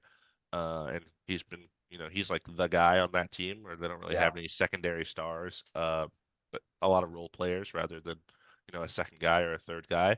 And then Luca, you had Luca as your guy. I didn't have him because of the winning, but the numbers are the numbers, and the numbers are like 35, 10, and 9 or something insane like that. So, insane. Yeah, um, I definitely understand why people would have him, and he's been first team All NBA since his second year in the league. So that guy's nuts. And then I had Giannis as my midseason MVP. yeah, which is also a great choice. I thought, he hasn't been getting a lot of recognition, but the Bucks are currently the second seed, and he has been. The point I was making was he's kind of carrying the team because Dame has struggled a little bit compared to his Portland days. Chris Middleton's not been healthy, and of course the whole coaching drama and all that. So that's why I had him. But yeah, those four guys I think right now are kind of the front runners, um, probably in a similar order that I just laid out. I know some people have been upset that Jason Tatum is not making a case really, I was just and about to say something about that. Okay. I think the numbers are just not good enough compared to the other guys, and like it sucks because you don't want to punish Jason Tatum for having better players on his team. But that's what it is. The Celtics are just a really good team, and they have a lot of really good players. I mean, you had Porzingis on your All-Star ballot. There was talks of Derek White being on the All-Star ballot. They Hmm. actually had two All-Stars. Like, there's just so many guys on that team that are so good, and that's before you get to Drew Holiday. It's like Yeah, there's so many guys on the roster that he doesn't have to have 35 points a game like Luka has to have. So, um, but the team is obviously winning, and he's obviously their best player. So, yeah. I was gonna bring up that I think it's interesting that we talked about the top four MVP candidates and Jason Tatum, or not Jason Tatum, but just a Celtic wasn't one of them, and they're like the best team in the league hands down. But right. I agree with you. It's very much a team effort. Why that is. Um, my my third thing was specific to Luca and his MVP campaign, and if the Mavericks are able to kind of make a late season surge up in the standings to kind of solidify his first MVP. But while we were talking, I was like, oh, let's be a bit more broad. I don't know who's going to win MVP, so that's why it's kind of like the same thing. But I still do think I just really want, like, I think Shea or Luca winning it this year would be so cool. Oh yeah, I would love Really that. gotta say, I think that's just very much a younger player, like different generation of the other players too. I feel like, We'll say which basically all the guys we mentioned, foreign players, yeah, which is oh interesting. yeah, that's also crazy to talk about. But yeah, no, this season has been one of a really fun one to watch for a lot of different reasons.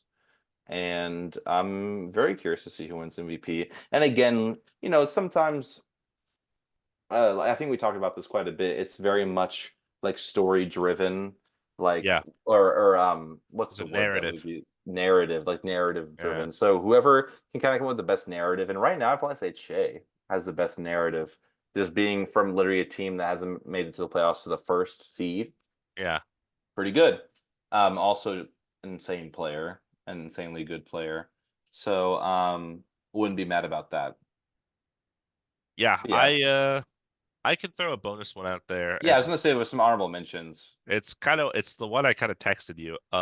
If you remember, basically, who is going to be the worst team this season? Oh, that was funny. Um, Yeah, yeah, because the yeah, yeah. Pistons and the Wizards are both 9-51, and I think this is funny because the Pistons had a 28 game losing streak, which is the most all time in one season.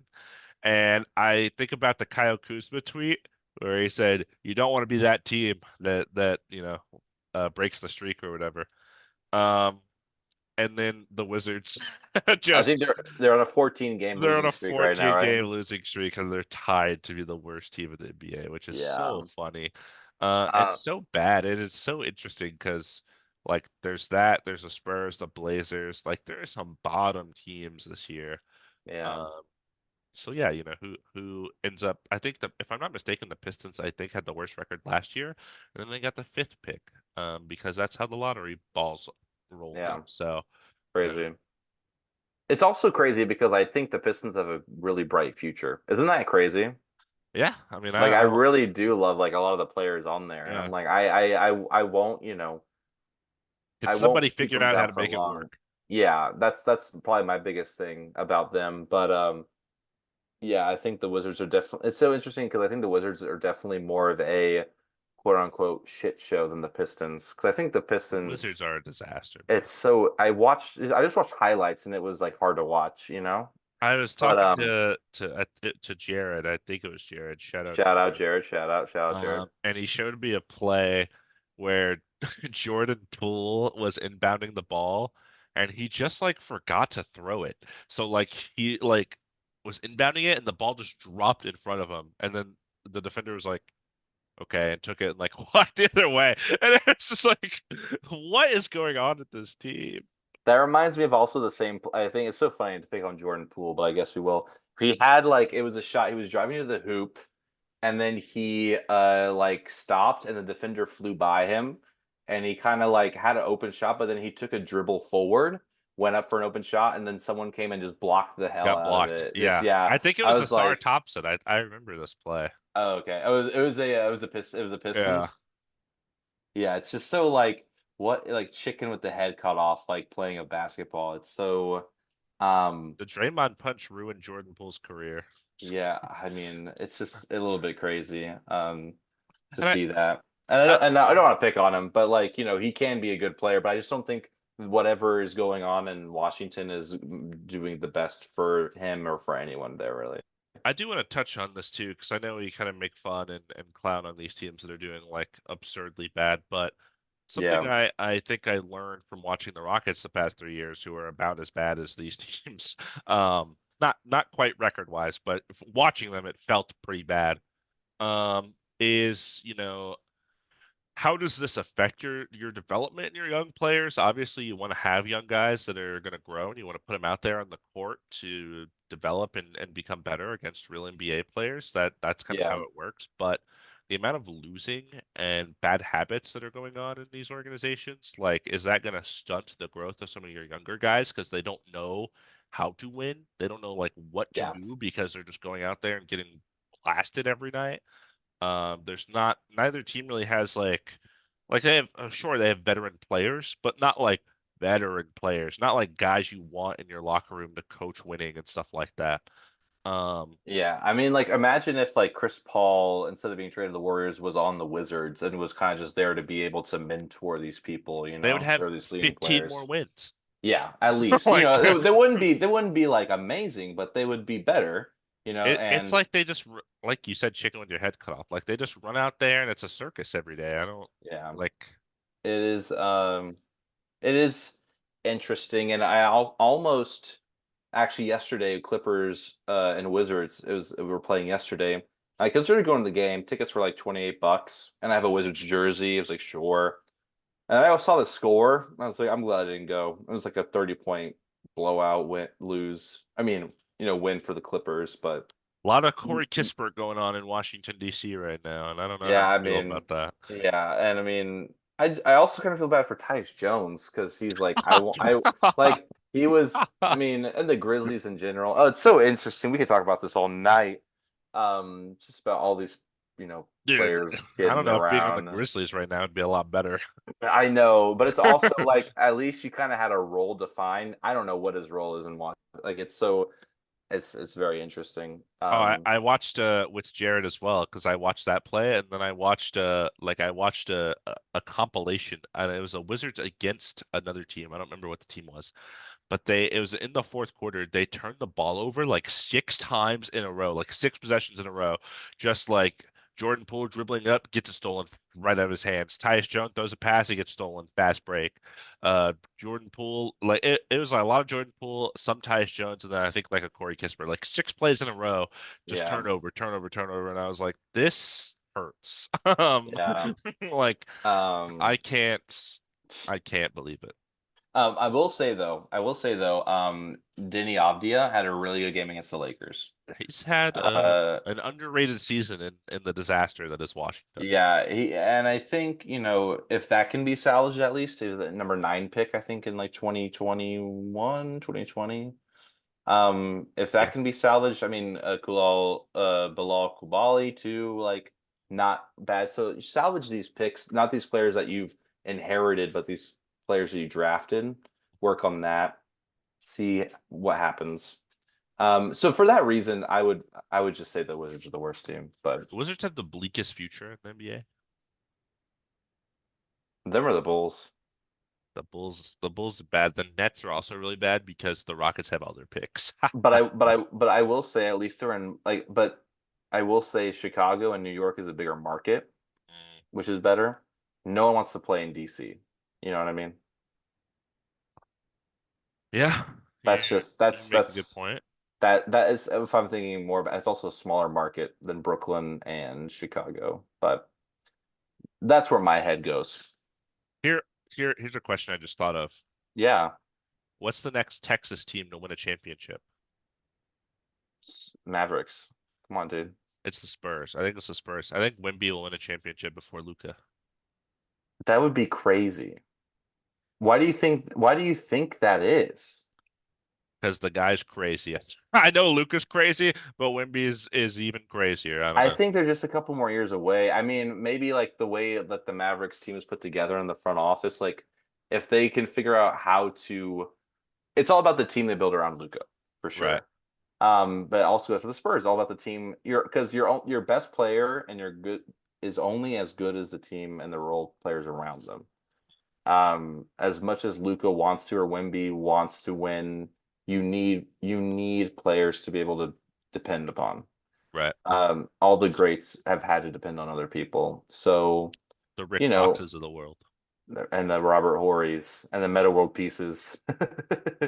um, so, and I would still say Mavericks, but Spurs would be my next pick. So, which I Rockets, let's go. don't, which I don't love saying, but yeah, yeah, yeah. Title of the video is that which Texas team is the next to win it? People are like, what? Why Wimby will win a championship before Luca? Oh, Boom. that's a good title. Although Yeah, and then we talk I about it thought at the very my end. most problem the problem with the All-Star game revealed, I thought that title was gonna get me the clicks. It has like 5 views on YouTube and 2 Spotify plays or something. So We'll get them. We'll thanks get if you're them. one of those people. Thank you. We appreciate you. Thanks, Um, Jared Saul and the Surfer Dude 01 on YouTube. Yeah, and probably me a little bit, and you a little bit. and me a little bit. Yeah. Yeah. But yeah, I mean, so that was everything we had planned. That was our episode. I liked the little discussion that we had at the end, Yeah, it was impromptu. good. It was That was good. fun. But again, just wanted to say, thank you for listening. Hope you're enjoying watching basketball as much as we're enjoying talking about it. Damon has the shot to do, but just a reminder to subscribe, listen, comment, like it. That was awful. Damon missed the shot, but it's okay. I decided that it's better if I just do it while you're talking instead of like making a whole big deal out of it. Like, he's taking the shot. The shot's gonna happen. Oh, he missed the shot. It's Oh, like that's me just do it, practicing and being then a it's like, commentator. yeah, he Um, bounced. He bounced. He bounced. He bounced again. He you bounced. He bounce, you bounced. bounce. But yeah, just thanks again. And Damon missed again, and without not even backwards. But we'll be back again next week Shit. talking more hoops, and we very much look forward to it. And any last words for this pod? Um, I appreciate everyone. Thanks for all your support. When this goes viral, just know that it shouldn't have taken 27 episodes. Okay, you guys should have been on this sooner. I don't know. I don't know what you were doing, but you were doing it wrong. Yeah. Yeah, just thank you. And last but not least, this has been Two Man Game with Damon and Dom. Buckets, buckets, buckets.